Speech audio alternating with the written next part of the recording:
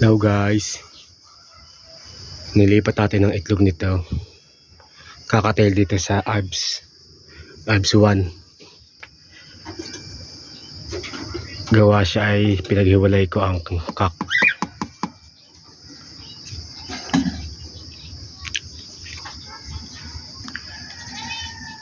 Ito siya, pero siya ay mayroong inakay na isa, tapos yung dalawa ay itlog ng kakatail.